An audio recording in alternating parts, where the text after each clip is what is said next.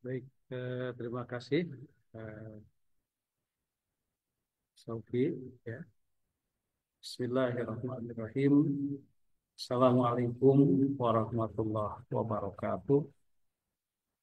Innal hamdalillah nahmaduhu wa nasta'inuhu wa nastaghfiruh wa na'udzu billahi min syururi anfusina wa min sayyiati a'malina may yahdihillahu fala mudilla lahu wa may yudlilhu fala hadiya lahu. Asyhadu an la ilaha illallah wahdahu la syarika lah wa asyhadu anna Muhammadan abduhu wa rasuluhu la nabiyya ba'da. Allahumma shalli wa sallim ala sayyidina wa habibina wa syafi'ina wa maulana Muhammad sallallahu alaihi wasallam wa ala alihi wa sahbihi ajma'in wa ba'd. Ayyuhal hadirun usikum wa iyaya bittaqwallah faqad fazal muttaqun fa innallaha khabirum bima ta'malun. Wa qala Allah ta'ala fil Qur'anil Karim ya ayyuhalladzina amanu taqullaha haqqa tuqatih wa la tamutunna illa wa antum muslimun. Hadirin jamaah yang Allah muliakan, alhamdulillah wa syukru ala ni'amillah. Pada kesempatan ini kita masih diperkenankan oleh Allah Subhanahu wa taala untuk melaksanakan rencana kita, ya, untuk bisa kembali menyaut cahaya sunnah yang insya Allah sebentar lagi kita akan mengkajinya. Jamaah yang Allah muliakan, pada minggu yang lalu kita sudah berbicara tentang konsep atau pengertian, mungkin lebih tepatnya pengertian, ya, pengertian tentang najisnya orang kafir, begitu ya. Namun seperti biasa, jamaah yang Allah muliakan, sebelum kita memulai bahasan, maka seperti yang sudah disampaikan, jadi pada setiap pertemuan sesi nasihat itu kita isi dengan kajian Al-Quran. Kemarin kita sudah membahas tentang Quran surat Al-Fatihah, ya, bahwa Quran surat Al-Fatihah ini adalah umul kitab, sumbernya daripada kitab, pak ibunya daripada kitab, atau sebagai abstrak daripada Alkitab. Jadi kalau kita ingin mengetahui isi Al-Quran yang 114 surat itu, maka intisarinya ada dalam 7 ayat, yaitu surat Al-Fatihah tadi, ya. Kemudian surat Al-Fatihah itu ternyata bisa diringkas juga dalam iyyaka na'budu wa iyyaka nasta'in. Nah, apa isi iyyaka na'budu wa iyyaka nasta'in itu, jamaah sekalian, itu isinya adalah tentang hak dan kewajiban antara Allah dengan kita dan kita dengan Allah. Jadi kalau begitu intisari Al-Quran itu tidak lebih dan tidak bukan soal hak dan kewajiban antara kita sebagai hamba, Allah sebagai Khalik. Nah, seperti itu, ya. Nah, itu jamaah sekalian. Nah, pada kesempatan ini kita akan coba melihat Quran surat Al-Baqarah ayat 1 sampai 5, ya. Di sini disampaikan jamaah sekalian, Allah Subhanahu wa taala menyatakan bahwa alif lam mim inilah kitab, tidak ada keraguan di dalamnya, menjadi petunjuk bagi mereka yang bertakwa. Nah, definisi operasional daripada takwa itu adalah alladzina yu'minuna bil ghaibi wa yuqimuna sholata wa mimma razaqnahum yunfiqun. Jadi definisi operasional dari seorang yang dari mereka yang bertakwa itu adalah mereka yang beriman kepada perkara yang gaib, mereka yang menegakkan sholat, dan mereka yang menginfakkan hartanya. Itu definisi takwa bagian pertama. Nah, jadi orang yang bertakwa itu adalah meyakini perkara yang tidak hadir. Gaib artinya tidak hadir dalam kehidupan kita, kemudian menegakkan sholat dan berinfak. Definisi berikutnya dari orang yang bertakwa tadi, definisi operasional berikutnya, jamaah sekalian, adalah walladzina yu'minuna bima unzila ilaika wa ma unzila min qablika wa bil akhirati hum yuqinun. Mereka yang beriman kepada apa yang diturunkan kepada Muhammad dan kepada apa yang diturunkan sebelum engkau Muhammad, dan kepada hari akhirat mereka meyakini. Jadi itu definisi berikutnya dari orang yang bertakwa. Kalau begitu jamaah sekalian, maka ketika kita beriman kepada perkara yang gaib, ketika kita beriman, ketika kita menegakkan sholat, ketika kita berinfak di jalan Allah, dan ketika kita mengimani kepada Al-Quran ini sebagai kalamullah dan kepada kitab-kitab sebelumnya, dan kita beriman kepada hari pembalasan, maka dikatakan oleh Allah dalam ujung surat Al-Baqarah, yaitu ayat kelima, ulaika ala hudam min rabbihim wa ulaika humul muflihun. Mereka itulah orang-orang yang berada pada petunjuk dari Tuhan mereka, dan mereka itulah orang-orang yang bahagia. Karena itu jamaah sekalian, semoga dengan kapasitas iman yang beragam kita, ya, yaitu percaya kepada yang gaib, kemudian menegakkan sholat dan berinfak, kemudian kita meyakini kebenaran Al-Quran dan kitab-kitab sebelumnya, kemudian kita meyakini akan adanya hari akhir, cukup memberikan alasan bahwa kita ini termasuk mereka yang bertakwa. Jamaah yang Allah muliakan, semoga kita berada di dalamnya dan semoga kita termasuk kepada mereka yang berada di atas petunjuk dari Tuhan mereka, ya, dari Allah Subhanahu wa taala, dan semoga kita pun termasuk kepada orang-orang yang berbahagia. Jamaah yang Allah muliakan, demikianlah nasihat dari kajian kita ini. Kita kemudian masuk untuk mengulang tentang najisnya orang kafir. Nah, ya, bahasan kemarin tentang najisnya orang kafir. Nah, ini.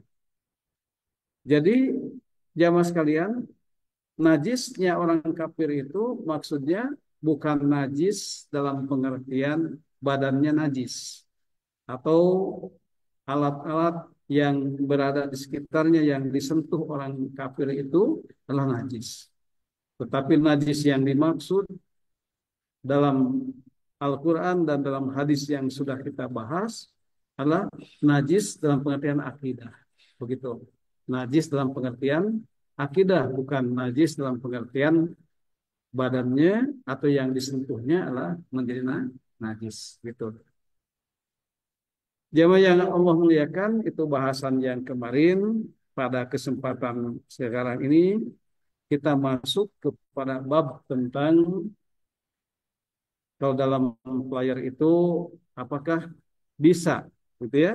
Apakah bisa kita bersuci dengan selain air dan selain debu atau bersuci tanpa air dan tanpa debu begitu.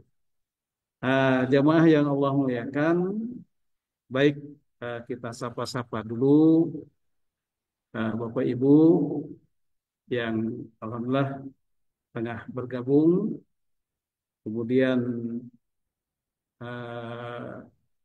jamaah dari kalangan sahabat karib kerabat dimanapun Anda berada, tentu saja kepada adik-adik mahasiswa baik yang ada di Zoom maupun yang tengah offline di Masjid Al-Furqan UPI. Alhamdulillah selamat bergabung dalam kajian kita hari ini, dan kepada jamaah sekalian yang memiliki kitabnya bisa dibuka pada kitab Tayamum, babnya bab tentang idza lam yajid ma'an wala turoban. Itu bab tentang apabila seseorang itu tidak menemukan air dan tidak menemukan debu, nah begitu ya. Itu bab aslinya. Nah, sementara yang dalam player itu kita renov bahasanya dengan tidak keluar dari intisarinya. Jamaah yang Allah muliakan, ini mohon maaf belum lupa juga ini materinya belum diupload ke kajian hadis. Insya Allah nanti kita upload. Jamaah yang Allah muliakan, hadisnya seperti tertera ya. Kita bacakan hadisnya jamaah sekalian. Haddatsana telah menceritakan kepada kami siapa? Nah di sini adalah Imam Bukhari. Kata Imam Bukhari telah menceritakan kepada kami siapa? Zakaria bin Yahya. Nah, Zakaria bin Yahya. Nah, kemudian qala berkata itu Zakaria bin Yahya, katanya haddatsana telah menceritakan kepada kami siapa? Nah, kami yang kedua itu bukan Imam Bukhari, tetapi adalah Zakaria bin Yahya. Nah, begitu ya, Zakaria bin Yahya. Nah, kenapa beliau mengutip gurunya lagi? Tentu dalam rangka untuk memvalidasi, untuk merujuk kepada guru yang meriwayatkan hadis kepadanya.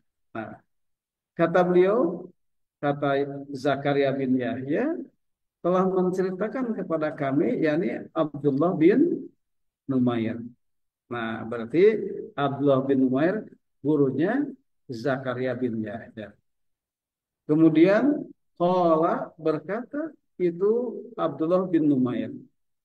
Kata beliau, haddatsana telah menceritakan kepada kami siapa? Hisham bin Urwah. Nah, nahnu atau kami yang ketiga adalah maksudnya Abdullah bin Numair. Di sini haddatsana telah menceritakan kepada kami, maka kami yang ketiga ini maksudnya adalah Abdullah bin Numair. Kata beliau telah menceritakan kepada kami yaitu gurunya, yakni Hisham bin Urwah. Nah, Hisham bin Urwah mendapatkan hadis dari bapaknya, an abihi, dari bapaknya. Nah, bapaknya meriwayatkan hadis dari siapa? dari Ummul Mukminin, dari ibunya kaum mukminin yaitu Aisyah. Aisyah radhiyallahu anha. Nah, kemudian dilanjutkan annaha, bahwa itu Aisyah itu istri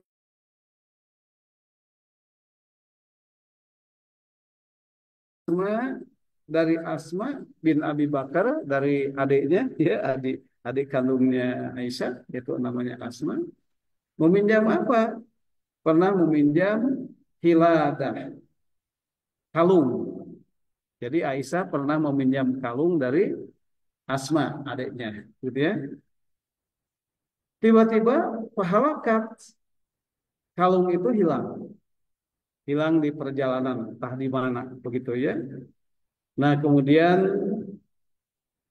Faba'atha, kemudian mencari, maksudnya mengutus Rasulullah Shallallahu Alaihi Wasallam, mengutus rojulan, seseorang, untuk mencari kalung yang hilang di perjalanan tadi.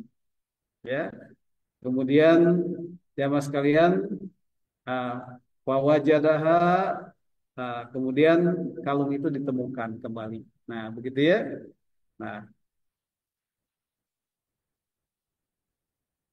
kemudian fa'adrokat hum, tiba-tiba datanglah kepada mereka as-sholatu, waktu sholat, waktu sholat.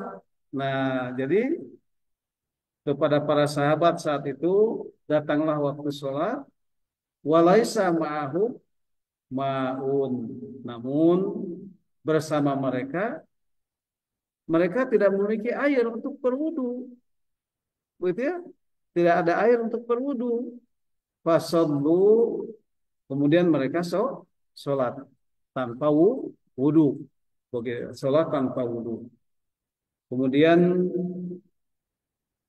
fasyakku, mereka ragu dzalika, atas perbuatannya itu sholat tanpa wudu tadi, ya, ragu, sehingga kemudian mereka mengadukan hal itu ila ila Rasulullah Sallallahu Alaihi Wasallam, kepada Rasulullah Sallallahu Alaihi Wasallam. Nah, jamaah sekalian, jadi kasus lengkapnya begini, jamaah sekalian, ya. Jadi suatu ketika Aisyah itu meminjam kalung dari Asma dan kemudian pulang bersama Rasulullah, gitu ya, dan para sahabatnya. Tetapi kemudian kalung itu tertinggal entah di mana, begitu, tertinggal entah di mana, dan kemudian eh, dalam riwayat lain Aisyah itu tertinggal, ya, tertinggal dari rombongan, ya. Nah, kemudian apa namanya, disusulah oleh seseorang dari utusan Rasulullah Shallallahu Alaihi Wasallam, begitu ya. Kemudian ditemuilah Aisyah bersama kalungnya itu, dan dibawa oleh orang tadi ke ke apa ke, ke kembali bersama Rasulullah dan para sahabatnya, ya. Nah, kemudian datanglah waktu sholat. Nah, karena mereka tidak memiliki air, kemudian mereka sholat tanpa berwudu, begitu. Nah, perbuatan para sahabat tadi, yakni sholat tanpa wudu tadi, disampaikan kepada Rasulullah, begitu jamaah sekalian, ya, disampaikan kepada Rasulullah. Karena ragu apakah sah tidak sholatnya, begitu. Sholat tanpa wudu, begitu jamaah sekalian. Nah, berdasar kejadian tadi, fa'anzalallahu, kemudian Allah menurunkan ayat tayamum, ayat tentang tayamum.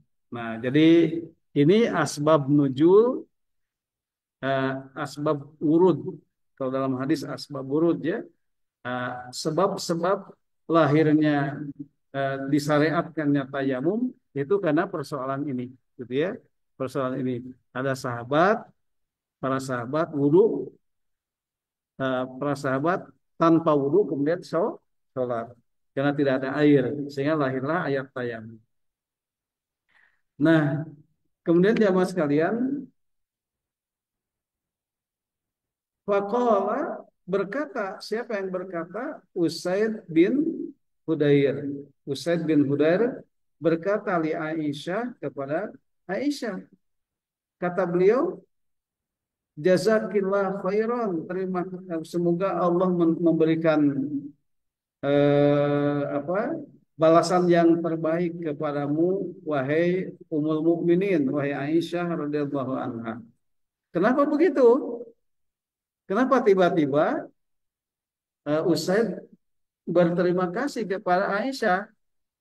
Nah, karena Aisyah Usaid melihat bahwa kejadian tadi yang menimbulkan fitnah tadi, fitnahnya apa? Fitnahnya itu jamaah sekalian, nah Aisyah itu kan bersama seseorang utusan Nabi, ya, pulang ke barisan kaum muslimin, itu kemudian dijadikan tumpuan berita bohong yang disiarkan oleh orang-orang munafik tentang bahwa Aisyah berselingkuh lah, gitu ya, istilah bahasa kitanya berselingkuh dengan seseorang, begitu. Nah, karena itu Aisyah sangat benci dengan kejadian ini, begitu. Tetapi sesungguhnya dari kejadian ini, ya mas kalian, melahirkan satu hukum, yakni hukum tayamum, begitu. Nah, sehingga Usaid bin Hudair itu melihat melihat melihat sisi positifnya. Kalau tidak terjadi kasus Aisyah, mungkin tidak akan ada tayamum, begitu ya. Sehingga kata Usaid bin Hudair li Aisyah kepada Aisyah, jazakillah khairan wahai Aisyah, begitu ya. Nah, dilanjutkan ucapannya, kata beliau, fa wallahi, demi Allah, ma nazzala bika amrun, ya, ma naz na wana wana ma nazzala bika amrun takrihanhu, ya. Jadi, tidaklah diturunkan sesuatu urusan kepadamu wahai Aisyah yang kau benci sendiri, itu utusan, itu urusan, illa, kecuali ja'alallahu, Allah menjadikan dalika, hal itu, laki bagimu wahai Aisyah, dan tentunya waliul mukminin, bagi kaum mukminin, fihi, di dalamnya itu khairon, ada kebaikan. Nah, jamaah sekalian, begitu. Jadi jadi ada sisi positifnya dari kasus Aisyah itu, yang dia tertinggal dari barisan kaum mukminin bersama kaumnya, ya. Kemudian orang-orang sholat tanpa wudhu, ya. Nah, kemudian disampaikan kepada Rasulullah, kemudian lahirlah ayat tentang tayamum tadi. Itu jamaah sekalian, ya. Nah, jamaah yang Allah muliakan, baik, coba kita lihat eh, poin nomor 4 di sini, ya. Jadi hadis bab di atas, ya, bab di atas yang maksudnya Imam Bukhari mengambil judul bahasannya tentang tentang apabila tidak menemukan air dan debu, ya, ya, itu bab tentang ini Imam Bukhari mendasarkannya pada ucapan ini, ucapan hadis tadi, fa'adrokat humus sholat walaisa ma'ahum ma'un fasaddu. Jadi bolehnya sholat tanpa wudhu itu didasarkan Imam Bukhari kepada kalimat fa'adrokat humus sholatu walaisa ma'ahum ma'un fasaddu. Ya, jadi mereka sholat dan Nabi tidak Nabi saat itu tidak memerintahkan untuk mengulang sholatnya. Sholat sahabat tidak diperintahkan, begitu, ya. Nah, jadi di mana sholat mereka tidak dinyatakan gagal oleh Rasulullah Shallallahu Alaihi Wasallam. Dan hal ini tentu didasarkan pada keumuman surat At-Taghabun ayat 16 juga, gitu ya. Jadi eh, dalam Quran surat At-Taghabun ayat 16 pun dikatakan begitu. Dikatakan begitu. Fattaqullaha, bertakwalah kalian kepada Allah, mastata'tum, sebatas yang kalian mampu. Begitu. Wasma'u wa ati'u wa anfiqu khairan li anfusikum wa may yu'ta suha nafsihi faulaika humul muflihun. Nah, jadi jamaah sekalian, Bapak Ibu, kembali lagi kita sapa kembali Bapak Ibu yang budiman, kemudian eh, sahabat karib kerabat dimanapun Anda berada, dan tentu ada dari mahasiswa dan mungkin ada pelajar yang baik yang tengah offline maupun yang ada di Zoom, ya. Eh, Selamat bergabung, ya. Kita eh, mudah-mudahan Allah memberikan berkah kepada kita, terutama dalam kajian-kajian ini. Jamaah yang Allah muliakan, jadi jadi sholat para sahabat itu tidak dinyatakan gagal, walaupun mereka sholat tanpa berwudu begitu. Hanya memang eh, kenapa mereka tidak dinyatakan batal? Karena ia mendasarkan ayat ini, fattaqullaha mastata'tum, bahwa bertakwalah kalian kepada Allah sebatas yang kalian mampu, begitu. Nah, demikian juga dalam Quran surat Al-Baqarah ayat 286, ya, bisa dikatakan la yukallifullahu nafsan illa wus'aha laha ma kasabat wa 'alaiha maktasabat. Jadi Allah tidak membebankan kepada seseorang kecuali sebatas yang eh, mampu, ya. Nah, begitu jamaah sekalian. Nah, jadi kembali lagi jamaah sekalian, bahwa hadis ini adalah menjadi asbab nuzulnya kewajiban tayamum, begitu ya. Itu satu. Yang kedua, sholatnya para sahabat tanpa berwudu tidak dinyatakan salah oleh Nabi, begitu. Tidak dinyatakan salah oleh Nabi, jadi tidak disuruh diulangi lagi, begitu oleh Nabi, ya. Nah, kemudian para ulama berkomentar soal sholatnya para sahabat tadi dalam kondisi tidak ada air, ya, dan saat itu belum ada kewajiban tayamum, begitu, sebagai sholat yang sah karena didasarkan kepada keumuman surat At-Taghabun ayat 16, ya. Keumuman kepada surat At-Taghabun ayat 16 di sana dikatakan fattaqullaha mastata'tum, bertakwalah kalian kepada Allah sebatas yang mampu. Yang namanya sebatas yang mampu dalam kondisi apapun, maka sholat harus dilaksanakan walaupun tidak ada air. Dan bahkan dalam judul bahasan kita ini tidak ada debu sekalipun, begitu. Tidak ada air dan tidak ada debu, begitu. Nah, coba kita lihat poin 5-nya.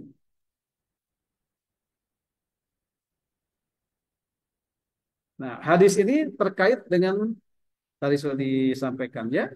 Hadis ini terkait dengan fitnah pada Ummul Mukminin Aisyah radhiyallahu anha yang beliau sendiri amat membenci. Membenci apa? Membenci al-ifki. Al-ifki itu kebohongan yang disebarkan oleh Abdullah bin Ubay, salah seorang tokoh munafik, ya. Begitu. Sebagaimana dalam Quran surat An-Nur ayat 15. Nah, di sini dikatakan, A'udzubillahi minasyaitonir rajim, innal ladzina ja'u bil ifki usbatun minkum. Jadi sesungguhnya orang-orang yang datang ibil ifki dengan kebohongan adalah usbatun minkum, golongan dari kalian juga, ya. Gitu, dari kaum muslimin juga, gitu ya. Nah, jamaah sekalian, ini ayatnya panjang, tetapi yang jadi masalah adalah tadi ya, bahwa penyebar berita itu adalah dari kalangan kaum muslimin juga, dalam hal ini dari kalangan orang-orang munafik. Nah, jamaah sekalian, kembali kepada judul di atas. Ya, kalau dalam judul di pelajar itu, bisakah kita bersuci tanpa air dan debu? Gitu ya, ini apa judul yang sudah kita renov ya. Tapi judul aslinya adalah yang ini. Bab idza lam yajid ma'an wala turoban. Bab apabila tidak menemukan air dan debu. Bolehkah? Mungkin dilanjutkan ya pertanyaan Imam Bukhari dengan judul ini. Bolehkah atau bab apabila tidak menemukan air dan debu, bolehkah kita bersuci? Nah, gitu ya. Atau bolehkah kita sholat tanpa air dan debu? Begitu. Nah, itu yang jadi jadi kembali pada judul di atas. Kan persoalannya kan gini ya mas kalian kan, apa mungkin tidak ada debu begitu ya, kan boleh kita sholat di kendaraan, tayamum di kendaraan, debunya ada pada langit-langit kendaraan atau bahkan debunya ada pada apa, pada pakaian kita, boleh saja kita tayamum dengan debu yang ada pada langit-langit kendaraan. Boleh saja kita tayamum debu yang ada pada pakaian kita, debu yang ada pada apa? Pada meja kita, dan debu yang ada sekitar kita boleh. Tetapi pertanyaannya, adakah hari ini tidak ada debu untuk tayamum? Kalau air mungkin eh, jelas tidak ada ya, misal air tidak ada atau kita berhalangan menggunakan air, tapi mungkinkah debu itu tidak ada, gitu kan? Sementara debu ada sekitar kita. Jadi pertanyaannya, situasi apa? Situasi apa yang menyebabkan tidak ada debu di samping air? Nah, begitu ya untuk bersuci. Nah, ini. Nah, jawabannya, jawab sekalian, tentu masih ada situasi seperti itu. Yaitu, contohnya ketika kita sakit yang madarat, ya, sehingga kita tidak boleh kena air dan kena debu. Betul. Mungkin contoh contoh tepatnya ketika kita sakit tidak ada orang yang mewudukan kita dengan air dan tidak ada orang yang mentayamumkan kita dengan debu. Nah posisi begitu ada nggak? Ada situasi seperti itu. Ya kita ini sakit, ya sakit itu pada kondisi tertentu para perawat kalau di rumah sakit, para perawat tidak ada yang memwudukan kita, ya. Nah, biasanya kalau di rumah sakit Muslim itu ada pelayan-pelayan. Misal kalau kita sakit, ada yang bertanya, Pak, mau wudhu nggak? Coba saya semprot-semprotkan air ke bagian-bagian anggota wudhu. Ya, tinggal diusap-usap begitu ya. Diusap-usap begitu, disemprot lagi, kita usap bagian-bagian wudhu kita. Atau dengan tayamum, disiapkan juga di rumah sakit atau di rumah juga yang mentayamumkan kita dengan cara mengusap-usap apa itu teh debu kepada tangan anggota-anggota wudhu kita gitu ya. Nah, tentu saja itu situasi normal di rumah sakit, situasi normal di rumah kita yang ada orang-orang yang menyiapkan untuk mensemprot-semprotkan air atau mewudukan kita. Ini situasinya di mana tidak ada pelayan yang melayani itu sehingga air terkendala nyampe ke anggota wudhu kita, demikian juga debu. Begitu ya. Debu tidak ada orang yang. Nah, kalau situasi begitu, kita tetap sholat. ya kita tetap sholat, begitu. Kita tetap sholat, sholat tanpa wudhu, tanpa tayamum. Nah, jadi dengan demikian, jamaah sekalian, hadis di atas itu masih hadis di atas itu tetap relevan.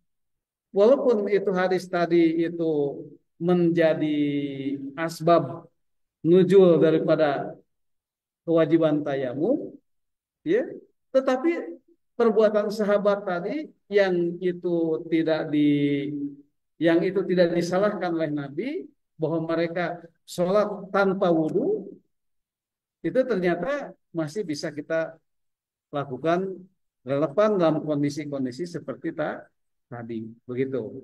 Nah, jadi bahkan mungkin bagaimana para tentara Islam itu sholat dalam keadaan berlari, gitu kan? Itu bagaimana mungkin bisa melaksanakan wudhu dahulu, ya, baik dengan atau tayamum dulu.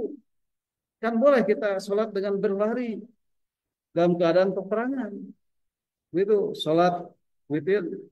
Karena memang sholat itu, ya kalimatnya kan kalau tidak dengan mengedipkan mata saja sudah sholat. Kalau kemampuannya sebatas itu kan gitu ya. Nah ini, jadi jamaah sekalian, itulah bahasan kita hari ini. Baik, eh, karena waktunya sudah ini untuk tanya jawab kita ada waktu ya. Silakan kepada jamaah sekalian yang akan menyampaikan pertanyaan, boleh yang ada di Zoom silakan mengangkat tangan atau dengan menuliskan pesan. Bagi teman-teman pada jamaah sekalian yang tengah offline dipersilakan juga. Silakan, Sophie. Ya.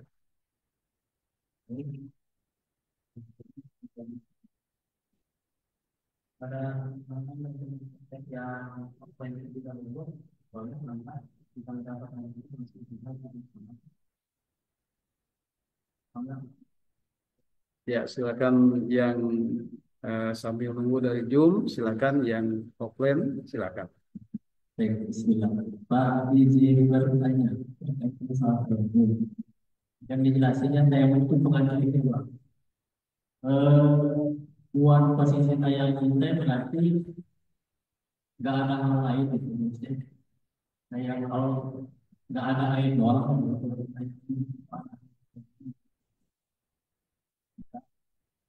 misalnya ada yang mungkin ada hal lain yang satu saya ini seperti nggak ada air. Kayak misal kita safar, kita boleh ayam ini apa? Itu yang paling Ya, langsung ya, takut lupa. Jadi kira-kira ini jamaah sekalian ada pertanyaan dari saudara Fajri ya, yang menyampaikan pertanyaan. Jadi, jadi kira-kira waktu yang tepat tayamum itu kondisinya ada air atau bagaimana gitu ya? Atau bagaimana?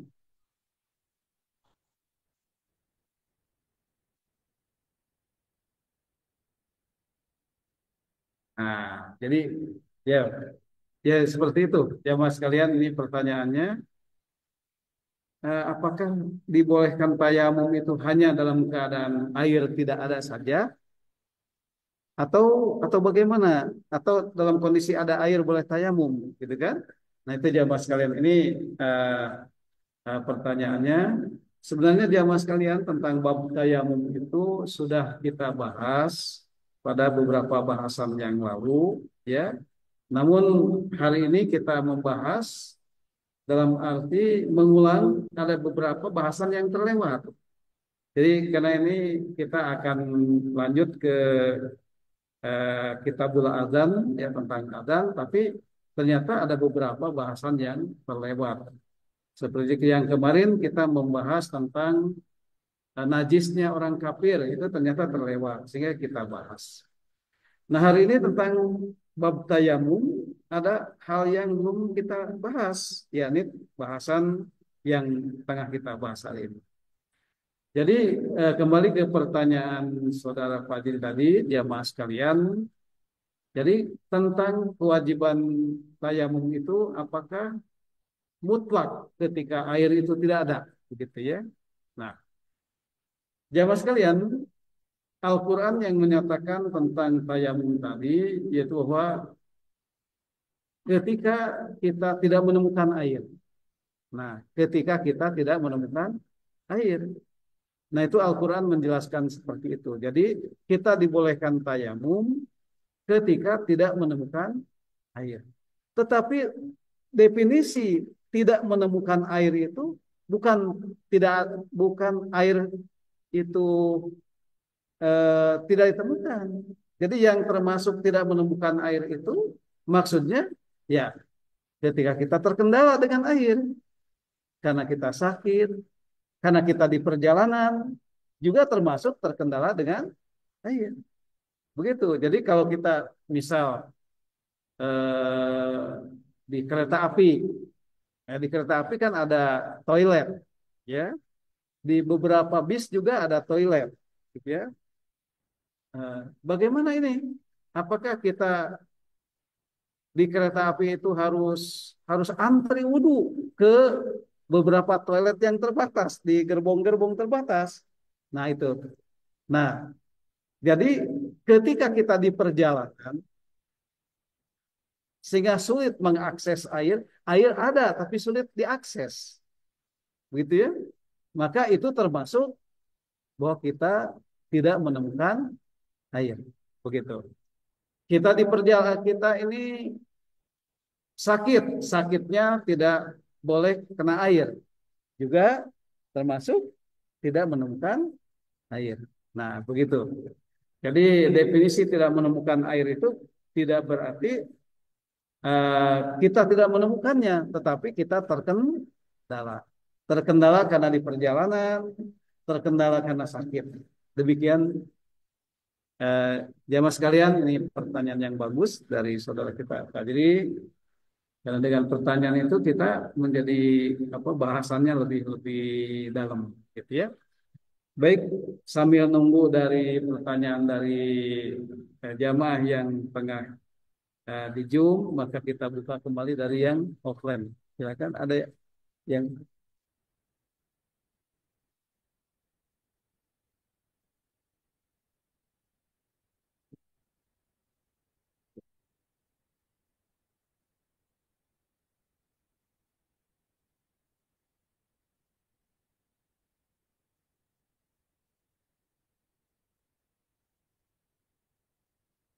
kita eh, menunggu pertanyaan. Silakan.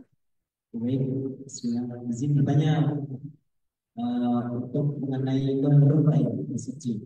Jadi tadi kan sudah disebut untuk mengenai bersuci itu dapat menggunakan air maupun tayamum maupun. Jadi ini saya pertanyaan gitu.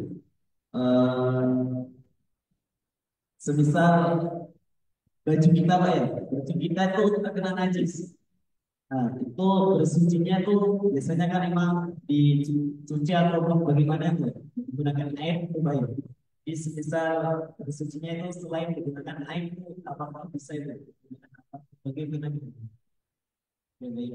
Terima kasih. Ya, diulangi ketika baju kita Baju kita kena najis, kena najis, itu bersucinya kan biasanya memakai air gitu kan. Itu semisal gitu selain menggunakan air apakah bisa gitu bersuci gimana? ya, Misalnya baik. di zaman Nabi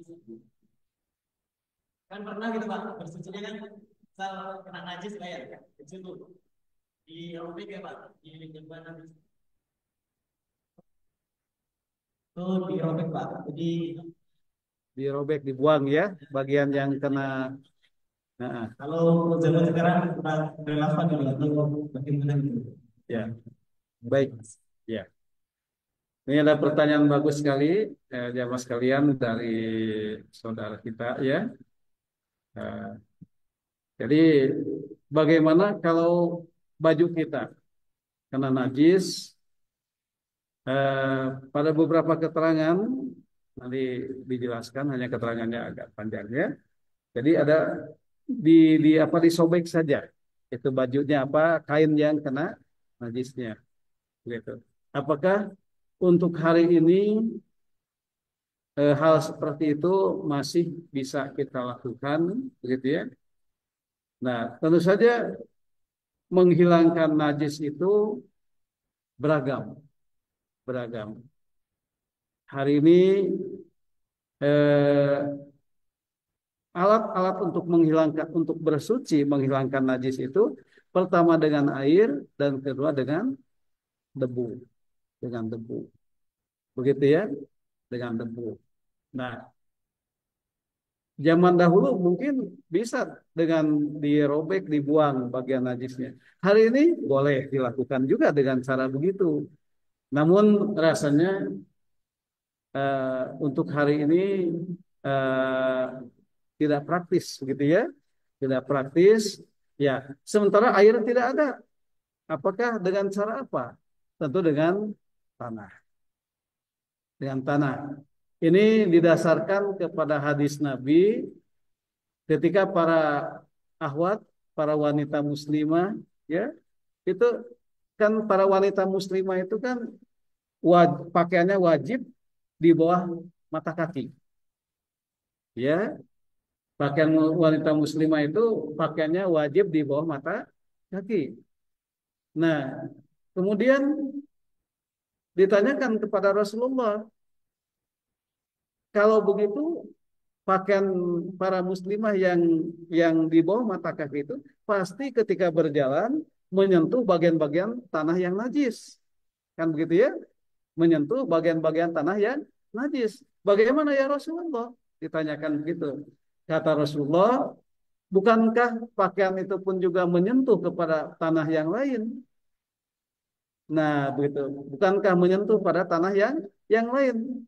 Sehingga dengannya pakaian itu sudah otomatis jadi suci karena menyentuh bagian tanah yang lain. Begitu. Jadi tidak perlu dirobek. Begitu. Nah, tentu saja hari ini kan sudah sangat sangat praktis ya, bisa dicuci pakai sabun. Nah, tetapi dalam kondisi-kondisi tertentu, kondisi-kondisi terbatas, tidak mungkin kita buka bajunya dulu, misal di perjalanan harus nyuci dulu kan nggak mungkin juga, gitu kan. Nah, jadi eh, tentu saja dengan tanah bisa di apa disucikan, begitu ya dengan tanah. Katanya kan belum bersih. Nah, suci dan bersih kan beda. Suci dan bersih beda, gitu ya. Nah, begitu kan. Jadi jangan, nah ini kan dengan tanah, kemudian terjadi bukan tanah yang sekepal tanah kemudian digosokkan begitu, tentu tidak ya. Hanyalah kadarnya saja, ambil tanah yang suci, yang baik, kemudian di ini kan ke kain kita, begitu menjadi suci kain itu, ya. Nah, itu jadi tidak perlu di apa kita dicuci dulu. Ya kalau posisinya normal, kondisinya normal boleh, boleh dicuci. Tapi ini kondisinya tidak normal. Ya lagi di perjalanan, lagi apa? Nah, kita beriktibar kepada hadis tadi, di mana para sahabiah itu para ahwat ya, kaum mukminin ya, para wanita itu kan pakaiannya itu wajib di bawah mata kaki, begitu ya. Wajib isbal, katakanlah begitu ya. Wajib isbal kalau para ahwat ya. Nah, kalau para ikhwan tentu saja itu apa namanya eh, apa namanya sebaiknya sebaiknya naik sampai pertengahan betis atau semata kaki itu dan boleh isbal kalau tidak ada tidak tidak apa namanya tidak eh, didasarkan pada kesombongan ya, ya. Jadi kalau isbal dasarnya sombong itu yang neraka gitu ya. Kalau tidak sombong mah ya tidak mengapa ya. Nah, tetapi untuk ahwat, untuk wanita muslimah tadi wajib Isbal memang. Nah, begitu ya. Karena wajibnya isbal sehingga bagian-bagian kainnya banyak yang sudah pasti kena najis di beberapa tempat dan otomatis tersucikan dengan melalui tanah-tanah yang lain. Demikian pertanyaan yang bagus ya. Alhamdulillah dari siapa Pak? Samsul dari saudara Samsul. Alhamdulillah dari Jum tidak ada ya? Oh gitu. Oh, katanya di Zoom tidak bisa dipakai fitur chatnya, boleh on mic, ya, boleh on mic. Jamaah sekalian, ini sudah jam 5 tapi, ya, tapi kalau sambil nunggu dari jamaah yang ada di Zoom, boleh dari yang offline, barangkali ada yang akan bertanya. Nah, ya, kalau tidak ada itu. Ya,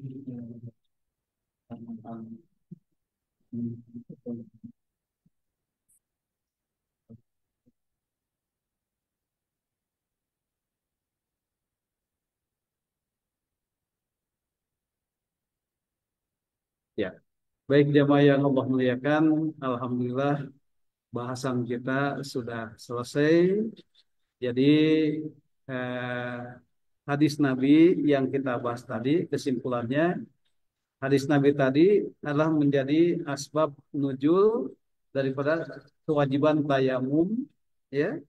Itu yang pertama. Yang kedua, bahwa apa yang dilakukan oleh Nabi oleh para sahabat, mereka sholat tanpa wudhu itu kondisinya masih dapat kita kita dapati hari ini, yaitu dalam kondisi kita tengah sakit misal, kemudian tidak boleh kena air sakitnya, dan tidak ada yang mentayamumkan, mentayamumi ya, tidak ada yang mentayamumi kita, maka kondisinya boleh sholat dalam kondisi seperti itu, ya, begitu. Banyak hal yang kita ini misal sholat dalam keadaan berlari, ya, begitu ya, dan lain sebagainya, dan lain sebagainya.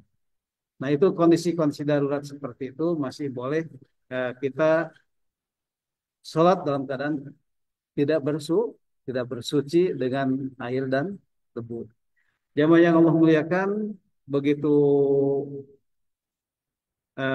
mudahnya syariat ini, ya. Tentu saja inilah cerminan daripada la yukallifullahu nafsan illa wus'aha tadi.